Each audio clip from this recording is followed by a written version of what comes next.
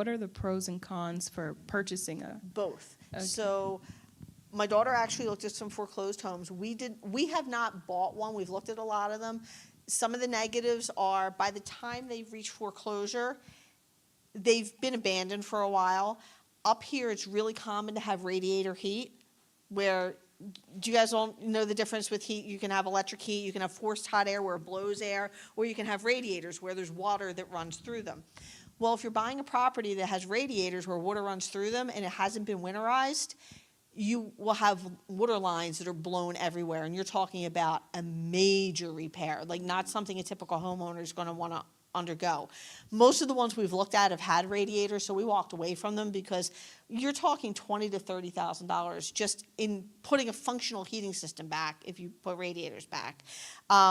Foreclosures, some of them will be available to get mortgages. A lot of them will be in disrepair. If they're in disrepair and you don't have the expertise to fix them, you can get what's called an FHA 203K loan. And what'll happen is they'll roll your repairs into your mortgage. There's a big negative. If you can do the work yourself, cool. We do all of our own work. But with that, you have to hire a contractor. And after something's done, they come and inspect it, and then the contractor gets paid. And then they come out and you do more work, the contractor, and then they get paid. The process of doing a house that maybe would take 6 to 8 weeks could take a year. That's a long time to sit with something like that. So it just depends on if you're doing it like for your own, if it's your first house. We bought this was a foreclosure. So, you know, I guess it was a little bit different than just a house because, you know, like it was a school. It had been sitting 5-6 years empty. So, yeah, but you can definitely get a better deal, but you're going to still have a lot of work. So you just have to weigh your pros and cons, and you really have to have a friend, a contractor, somebody who can tell you, hey, this is what you need, a new roof. This is what it's going to cost. You need new heating, air conditioning. This is what it's going to cost. And you need to know the value of the house, because sometimes you'll look at a foreclosed house. Oh, yeah, and it's well overpriced. Yeah, right. and they're overpriced because what they're doing is the bank's saying, well, this person walked away owing $100,000, and I want my $100,000 back, Right. but maybe the house is only worth $80,000. Right. But they're trying to get rid of it for $100,000, so you could still end up Because the bank doesn't want to lose on it. You Yeah. could still very much end up overpaying for something that needs a lot of work. So to me, there's good and bad. I mean, we haven't bought one, but like this is definitely like a different scenario. But like a lot of the houses that we see come up for foreclosure, by the time they're in foreclosure, if you look at them, they're usually beat, and many times you can't go in them. You might see pictures online, but you don't have the opportunity to inspect them. They'll do, the banks do what's called a First Path program. The First Path program is basically a path to homeownership in theory, although I don't think somebody's first home should be something they don't know how to fix. But, I mean, that's my opinion, but whatever. And for the first amount of time those are for sale, you can only buy them as a homeowner that's going to live in them, and after that they open it up to investors. The ones that are most are in such bad condition, they end up going to investors, and sometimes they flip them, and sometimes they just do bare minimum and rent them out, which is really sad. Go ahead, Vivi. So I'm from Maryland. I just had to throw that out there. So it's a little bit different the way we do things, I assume. Like, what if you wanted to flip a house? Because I have an uncle who was like a contractor back in Cameroon.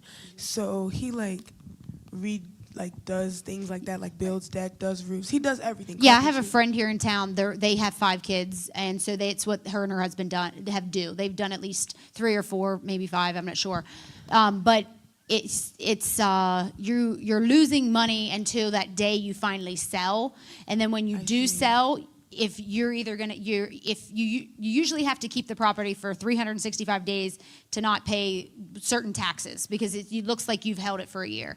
So after they do that, they still usually have to take the money they made, so they don't get hit with like capital gains taxes that look like you made all this money from flipping the house. They have to take it and buy another property.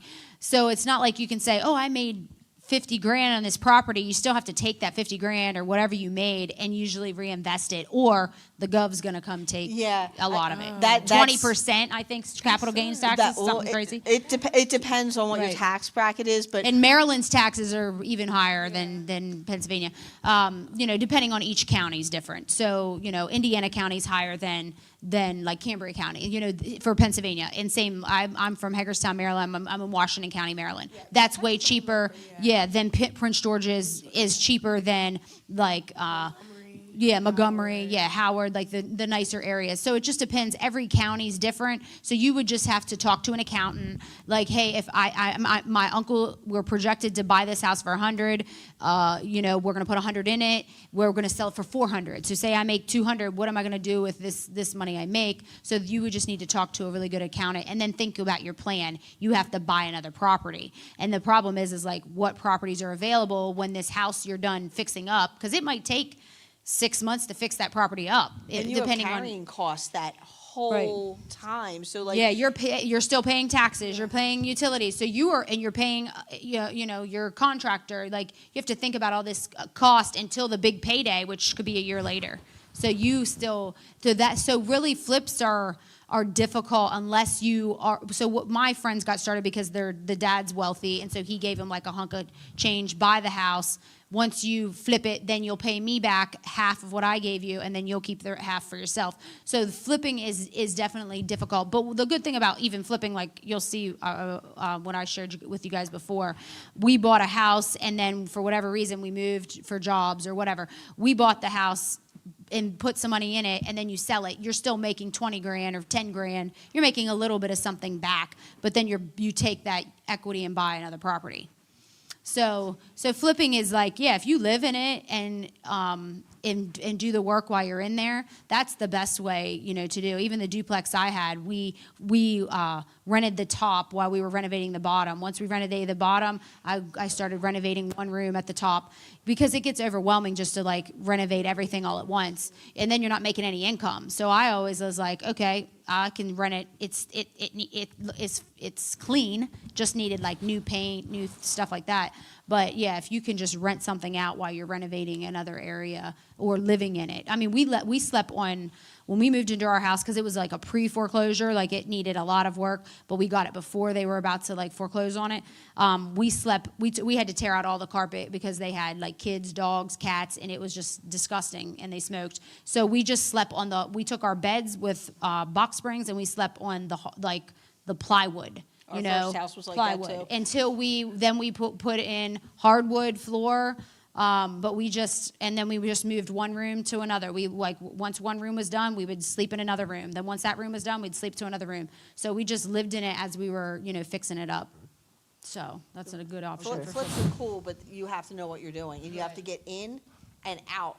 Like ideally, Time. 4 weeks. That should be your goal. And if you can't flip it in that amount of time, and you're right, like that, if you're going to get hit with capital gains tax. Capital gains tax is a lot of money, and your other option is doing a 1031 exchange. A 1031 exchange is where that money that you made sits in an account and has to be used within 90 days. It's a really short time You frame. have to find a property that you want to buy in 30 You have to transfer in 90 the days. money. That's the money to buy the same property in the same class.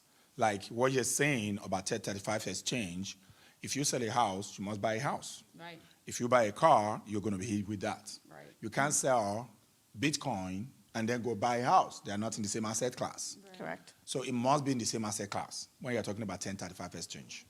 Meaning, if you don't want to pay a tax, you sell one asset, you go buy the same asset class within 90 days.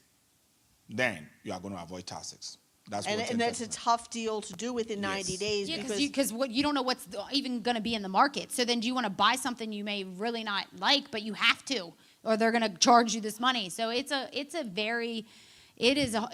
you would have to just talk to. I mean, I can give you my friend Sharon, her information. Like her and her husband have done it several times. So yeah, go ahead. I have a friend. They live in a 3-story house. Okay. But it's just 2 of them, and the house upstairs have 4 rooms. So they Airbnb the 2 top rooms. So now they're about to finish their basement, and they're wondering, is it wise to Airbnb the basement as well as a unit, or rent out the basement? Yeah, either. I mean, Airbnb is a lot of work, but if you're living there, it's way less because you live there, you go down clean. But I mean, I have a 9-bedroom, 3-bath house, and PJ has cleaned for me before because I do all my own cleaning myself. But Mommy Jane has. If I go to Florida, if Dan's not available, he's running the kids. It takes me 9 hours to clean a 9-bedroom, 3-bath house. There's 13 beds you have to make. 13 beds. So it just depends on like the area you have, like how many beds are you changing, like washing floors. But if you have people that only stay one night, they're not as messy. But regardless, Airbnb is a lot. It's a lot of work. But you may not also be allowed to do it in a basement. A lot of places Right. will have zoning which will So it prevent just you from depends. using a Well, basement. it's in Maryland. They have the permission. Yeah. They're just trying to see like what would be What's more the- cost efficient. Yeah, things so like I that. would say, so I honestly, there's months you could make $3,000 with Airbnb, and there's months you make $1,000 or less. Like, so whenever I see how much I made on that property and divide it by 12, it might be $300 more than I would have made if I just would have rented it for $1,000 a month for the whole year. So honestly, I think if you want less headache, just find a consistent renter. If you want to, I like to see my property so it doesn't get damaged. If it's harder to find, it's harder to find like a good renter. So that's why we got stuck doing Airbnb, because after interviewing 20 people, I'm like, I don't want these people living in my place. It's a lot of work to do Airbnb, but I'm like, until I can like find somebody like I trust who isn't going to damage what I just did. Yes, it's a lot of work, but in the end, I think I'm like saving the renovation work that I would have to do to find someone. So yeah, I think if they could find someone in their church, that would be ideal. But All right. Okay, hold on. Let's clap for Jesus. Let's clap for Nancy and Tiffany for helping out. They have been awesome. I want to share something with you briefly, and then you can ask 1 or 2 questions, and we're going to shut down today. This is not going to be the end. We're going to have this class consistently, but it might not be the end, maybe another 2 or 3 months. And I will encourage you to keep learning, because I've learned a lot from some of the things she shared.